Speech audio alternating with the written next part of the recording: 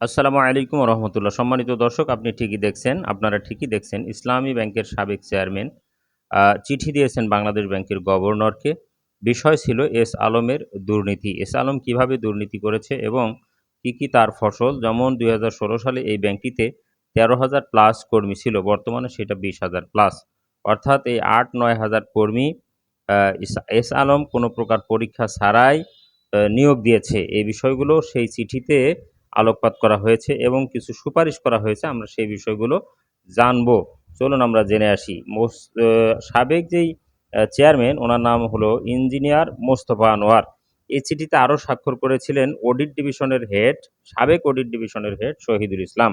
ওনারা তুলে ধরেন যে ২০১৬ সালে আ ৭ টি অস্তিত্বহীন শেল কোম্পানির নামে এস আলম কিছু শেয়ার ক্রয় করে এবং শেয়ার ক্রয় করে ১৪ দশমিক সামথিং শেয়ার তার ছিল। বর্তমানে সেই শেয়ারের সংখ্যা দাঁড়িয়েছে ৮২%।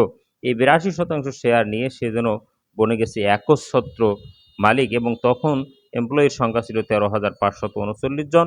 বর্তমানে এইটা ২০,০০০ পেরিয়ে গেছে। কোনো প্রকার নিয়ম নীতির তোয়াক্কা না করে এস আলম তার নিজস্ব এলাকা অর্থাৎ চিটাগাংয়ের পটিয়ার লোকজন ইতিমধ্যেই ইসলামী ব্যাংকের যে পর্ষদ ছিল সেটা ভেঙে দেওয়া হয়েছে এবং নতুন পর্ষদ গঠনের জন্য চেয়ারম্যান নিয়োগ দেওয়া হয়েছে।